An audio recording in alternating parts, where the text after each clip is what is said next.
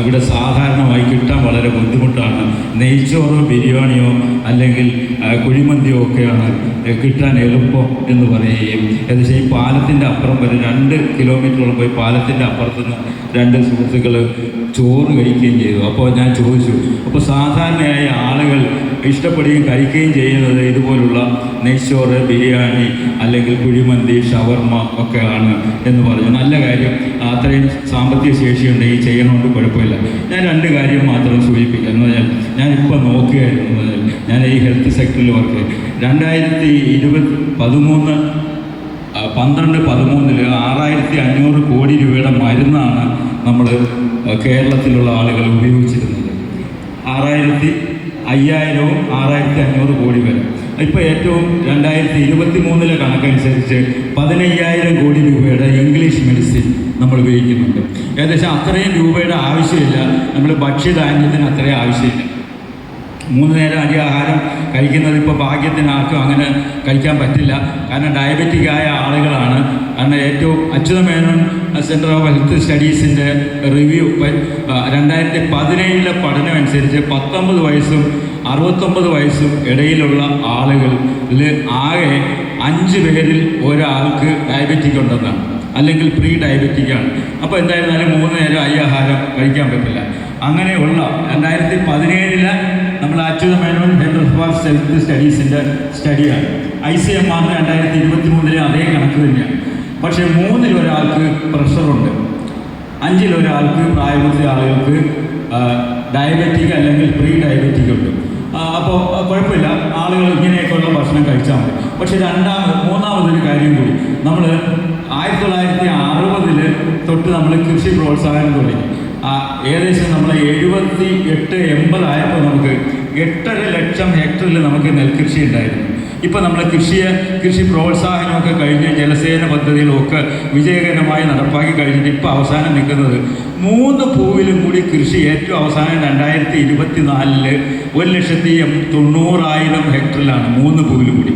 അത് കൃഷി ആകെയുള്ള നെൽകൃഷി ചെയ്തത് 1,25,000 ഹെക്ടറിൽ മാത്രമാണ് കൃഷി. 3 പൂവിലും കൂടി 1,96,000. അപ്പോൾ നേരത്തെയുള്ള ഒരു കണക്കനുസരിച്ച് നമുക്ക് 40 ലക്ഷം ടൺ അരി നമുക്ക് 3 നേരവും ഭക്ഷണം കഴിക്കണമെങ്കിൽ ഉൽപ്പാദിപ്പിക്കണം. നമ്മൾ ഏറ്റവും അവസാനം നമ്മൾ ഉള്ള കണക്കനുസരിച്ച് ഏകദേശം 5.5 ലക്ഷം ടണ്ണാണ്. എന്ന് പറഞ്ഞാൽ അത് നെല്ലാണ്. അത് അരി ആയാൽ 3.25 ലക്ഷം ടൺ അരിയാണ് ഉൽപ്പാദിപ്പിക്കുക. ഏറ്റവും കുറഞ്ഞത് ഇപ്പോഴത്തെ കണക്കനുസരിച്ച് ഒരു 35 ലക്ഷം ടൺ അരി നമ്മൾ ആഹാരം കഴിക്കുന്നുണ്ട്. അപ്പോൾ അതാണ് നമ്മുടെ ഇപ്പോഴത്തെ ഒരു നില. പക്ഷേ നമ്മളൊരു കാര്യം കൂടി മനസ്സിലാക്കണം, കേരളം വളരെ പുരോഗതി പ്രാപിച്ച സ്ഥലമാണ്. വിദ്യാഭ്യാസപരമായി, ആരോഗ്യപരമായി,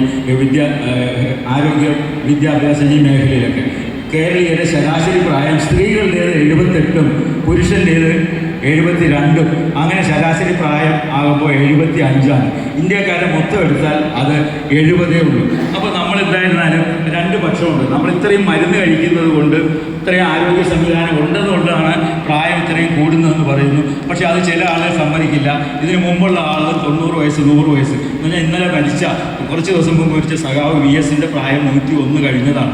അവർ വളരെ പട്ടിണിയും ദാരിദ്ര്യത്തോടെയും കഷ്ടപ്പാടുമൊക്കെ അനുഭവിച്ചതാണ്. അപ്പോൾ ഇതിലൊക്കെ തമ്മിലൊരു വൈജാത്യമുണ്ട്. അപ്പോൾ ഇത്രയും സമൃദ്ധി ഉള്ളതുകൊണ്ട് മാത്രമല്ല, 3 നേരം ഭക്ഷണം കഴിച്ചതുകൊണ്ട് മാത്രമല്ല 101, ഏകദേശം ഗൗരി അമ്മയെ 101 വയസ്സ് കഴിഞ്ഞിട്ടാണ് മരിച്ചത്. അപ്പോൾ നമ്മൾ ഒരുവിധം ചിട്ടയായ ജീവിതമൊക്കെ ഉണ്ടായാൽ അത്ര വരെയൊക്കെ പോകാം. ഞാൻ പറഞ്ഞു വരുന്നത്, എവിടെ നോക്കിയാലും, നേരത്തെയുള്ള കൃഷിമന്ത്രി പറഞ്ഞു, എവിടെ നോക്കിയാലും നമുക്ക് കൃഷിയിടങ്ങൾ ഇവിടെ വെളിമ്പ്രദേശമായിട്ട് കിടക്കുന്നതാണ്. നമുക്ക് ആവശ്യമുള്ള പയറെന്ന് പറയുന്നത് നമ്മൾ 85 ഗ്രാം പയർ കഴിക്കണം സസ്യാഹാരം കഴിക്കുന്ന ആൾ. അതേസമയം മാംസാഹാരം കഴിക്കുന്ന ആൾ 55-60 ഗ്രാം കഴിക്കണം. എന്ന് പറഞ്ഞാൽ നമുക്ക് 8 ലക്ഷം ടൺ പയർ നമ്മൾ ഉൽപ്പാദിപ്പിക്കണം. നമ്മുടെ പയറിൻ്റെ ഇപ്പോഴത്തെ ഉൽപ്പാദനം എത്രയെന്ന് അറിയോ? 1980 ടൺ മാത്രമാണ്. 1980 ടൺ എന്ന് പറഞ്ഞാൽ 0.001%. അപ്പോൾ എന്ന് പറഞ്ഞാൽ നമ്മൾ മാംസം കഴിക്കുന്ന ആളുകളാണെങ്കിൽ പയർ കഴിക്കേണ്ടത്, പയറെന്ന് പറഞ്ഞാൽ പയർ മണിയാണ്, അച്ചിങ്ങ പയറല്ല. പയർ മണികളെന്ന് പറഞ്ഞാൽ ഏറ്റവും കുറഞ്ഞത് 85 ഗ്രാം കഴിക്കണം. പയർ നോൺ വെജിലാണെങ്കിൽ, വെജിറ്റേറിയൻസ് ആണെങ്കിൽ കഴിക്കേണ്ടത് 55 ഗ്രാമാണ്.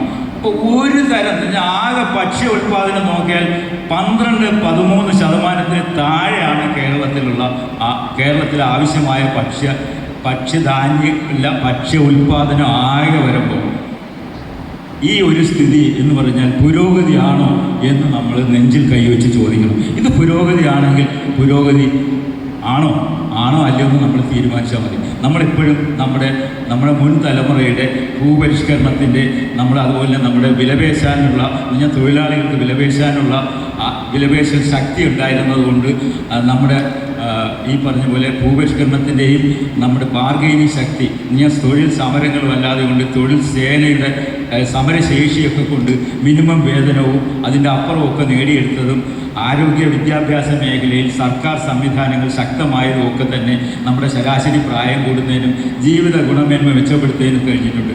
പക്ഷേ അതുപോലെ തന്നെ ഇന്ത്യയിലെ ലോകത്തിലെയും ഏറ്റവും അധികം രോഗാതുരതയുള്ള സ്ഥലം, ഒരേ സമയം 20 മരുന്ന് എന്ന് പറഞ്ഞാൽ ഒരു വീട്ടിൽ ഏകദേശം 98 ലക്ഷം കുടുംബങ്ങളിൽ ഏകദേശം 90 ലക്ഷത്തിലധികം കുടുംബങ്ങളിലും 3-4 പേര് 4-5 അധികം ജീവിതശൈലി രോഗത്തിന് മരുന്ന് കഴിക്കുന്നതാണ്. ഇങ്ങനെ ഈ ജീവിതശൈലി രോഗത്തെ ചെറുക്കുന്നതിനുള്ള ഒരു ഉപാധികളിൽ പ്രധാന ഉപാധിയാണ് ഗുണമേന്മയുള്ള ആരോഗ്യ ഗുണമേന്മയുള്ള ശരീരത്തിന് ദോഷം ചെയ്യാത്ത ഭക്ഷ്യ ഉൽപ്പന്നങ്ങൾ കഴിക്കണം. അങ്ങനെ കഴിക്കണമെങ്കിൽ അത് നമുക്ക് വാങ്ങി കഴിക്കുന്നതിനല്ല, അത് ഉൽപ്പാദിപ്പിച്ച് കഴിക്കണം.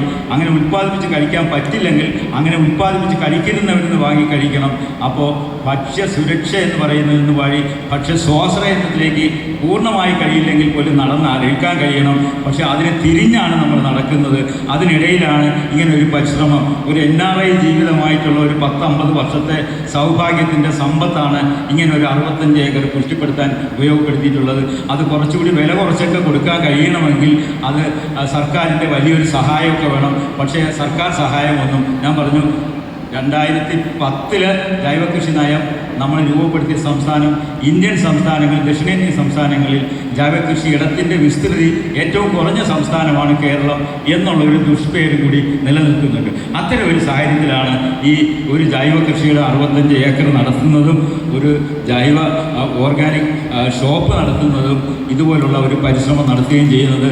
ഇതിനെ മുൻപോട്ട് നമ്മുടെ സമൂഹം ആകെ ഇതിനനുസരിച്ച് പോയാൽ പറ്റിയ ആരോഗ്യമുള്ള ഒരു സമൂഹത്തിന് സാധ്യമാകൂ. ഇത്തരം ഒരു ശ്രമം നടത്താനുള്ള ധൈര്യം കാണിച്ചതിന് പേരിൽ മാത്രം അദ്ദേഹത്തിന് നല്ല ആശംസകൾ നേരുന്നു. നന്ദി, നമസ്കാരം. അടുത്തതായി ഇതിന് നന്ദി പ്രകാശിപ്പിക്കുന്നതിന് വേണ്ടി ശ്രീ മാത്യു അവരെ ക്ഷണിക്കുകയാണ്.